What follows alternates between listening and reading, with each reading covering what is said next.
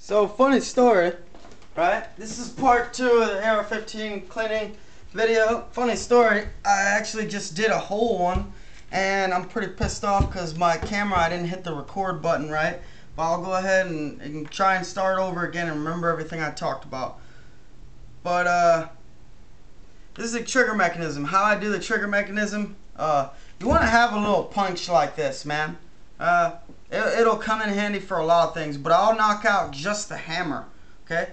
Because if you knock out the hammer, you can pretty much reach everything you need to.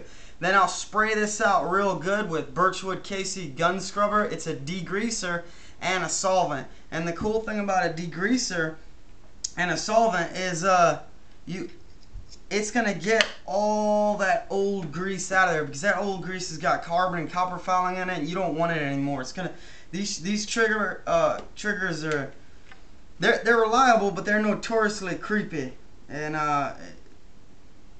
gross. But anyway, I get all the old shit out of them, and then when I lube it up, I use grease. I use Gunslick graphite lubricant. This stuff will make your trigger squeeze like butter. It is awesome. You will love this stuff, man. Gunslick. Jerry Mikulek is all about this shit, and he's like the best revolver shooter in the world, fastest. Gunslick graphite lubricant. Okay, put it in your trigger mechanism. It'll make your trigger squeeze like butter. A lot of people say when they shoot my M4, they feel like the trigger is slipping. It kind of feels like it's slipping. That's one of the first things they say about it. And it's just really smooth. It doesn't matter the weight because of how smooth it is, right? Another thing I didn't talk about, I call this the gold cleaning brush, right? This is the old school one right here. It's plastic, and it does a good job of cleaning, but not so much.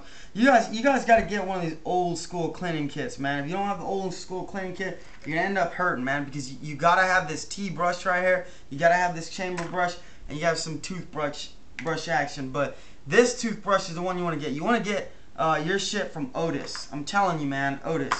It will have everything you need to clean this AR the right way. And this has brass bristles. I call it gold because it kind of looks gold, and it's treasured like if it were gold. When guys see these, oh man, they want them. I mean, it'll really clean the fuck out of everything. You don't really need to do the old angled cleaning brush on the side here if you've got a brass cleaning toothbrush like this. And then you got the smaller side right here, which will actually clean out shit. This is also brass too, the smaller side, right? You can get all the way down in there and clean the fuck out of it. You can't do it this side. I mean, the old ones can do that too, but because they're plastic, they don't get at the carbon too well like these brass ones do, and you can really get in there and clean the piss out of the inside of your bolt. And once you clean your bolt out and all this out, you put your graphite lubricant in there. You want to put a light coat of oil on all the most worn parts of the bolt. You want a bunch in here, and then you'll notice the next time you go to clean it, it's easier to use. All right, some other solvents and things you can use with cleaning the AR. There's regular RBC that I've labeled the fuck out of. CLP is real good. It's military stuff. You can get it off of cheaperthandirt.com though. It just stands for cleaner, lubricant, and preservative. And the preservative inside it actually has microscopic pieces of Teflon. And what that does is all the little holes that form up in your metal, all the little wear, it goes into those holes. It makes everything smoother. It protects it. It puts a protective coat over the metal with that microscopic Teflon. Real good stuff. I also like having a light, bore light, right? I spend a lot of time holding up barrels and looking through the light, but I'm telling you, man, and I thought these were kind of dumb until a gunsmith was like, look through your barrel, and he yanked this joker off and pulled it. I'm like, holy shit, you can really see in the barrel. And I had to get one after that, and it didn't cost much, and if you're gonna have a lot of guns, it's an awesome thing to have. I'm gonna let you look through the barrel with the hops barrel light, if you would. I hope you can see it. Let's see. It might be too much light, but you can back it up or move it around, shit like that.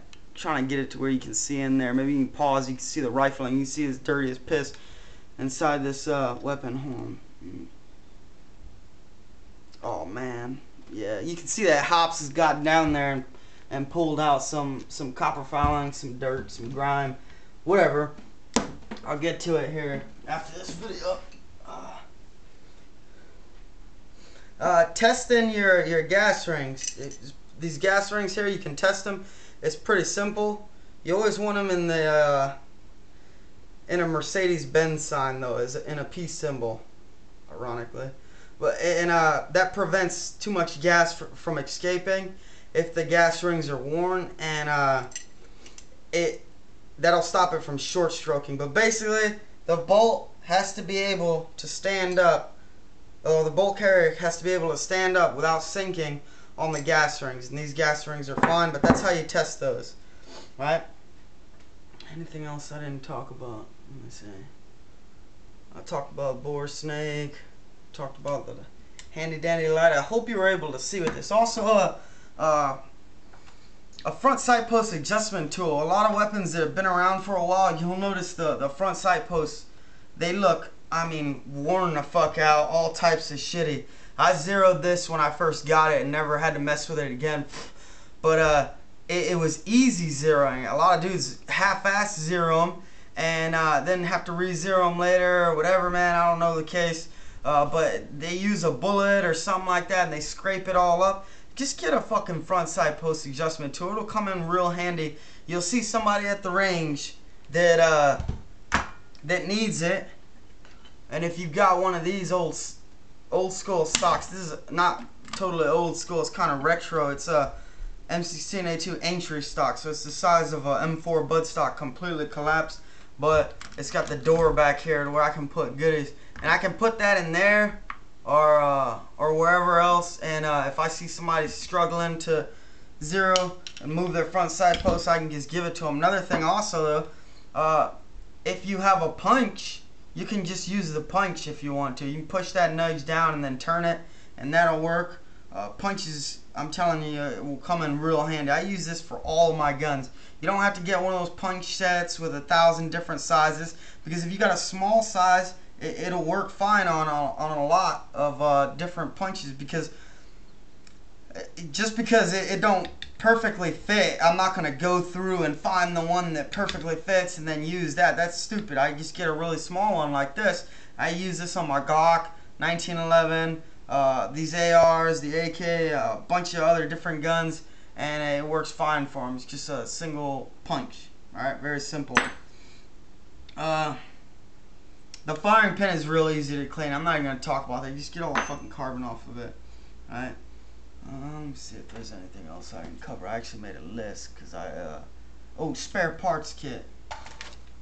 Oh, I already talked about that because it's spilled all over the place. I can tell I did. Oh yeah, pipe cleaners, man. You really want to get some pipe cleaners, right? For cleaning inside here, because you think about all the carbon shoots right in here, okay? And I think it's